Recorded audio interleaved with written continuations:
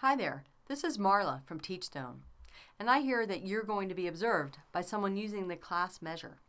And I'm guessing you're probably asking yourself a few basic questions, like, why am I being observed? Who's conducting my class observation?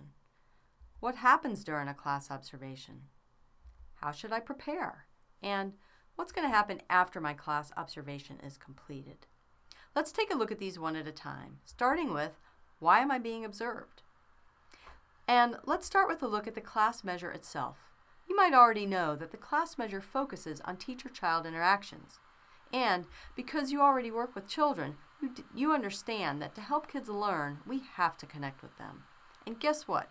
Research totally backs you up on this, showing that effective interactions as measured by the class help children increase their behavioral engagement as well as their language and math skills.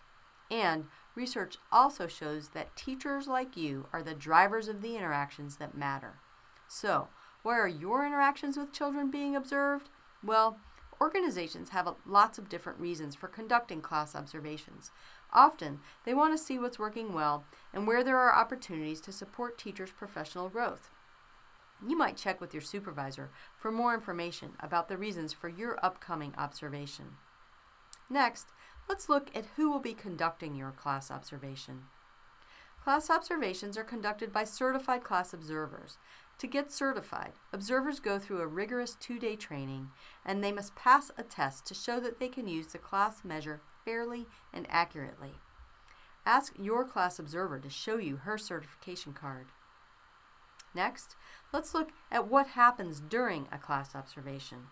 Remember, the class measure focuses on the teacher-child interactions that occur in your classroom. The observation process may vary a bit depending upon your organization's goals.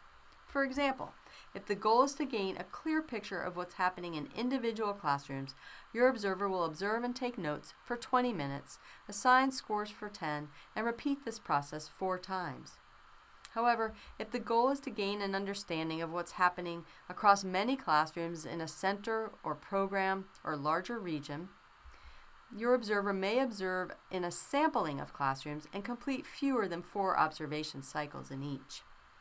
Ask your supervisor to learn more about the goals of your organization's class observations. Next, let's look at how you should prepare. It's natural to be nervous. We're used to being in front of children, but having another adult in the room observing can be a bit unnerving. As much as possible, just do what you normally do. This will help your observer to clearly see your strengths and areas for growth. Next, let's look at what happens after your class observation. Well, different organizations use class data in different ways. Sometimes teachers receive individual feedback on the observations that occurred in their classrooms.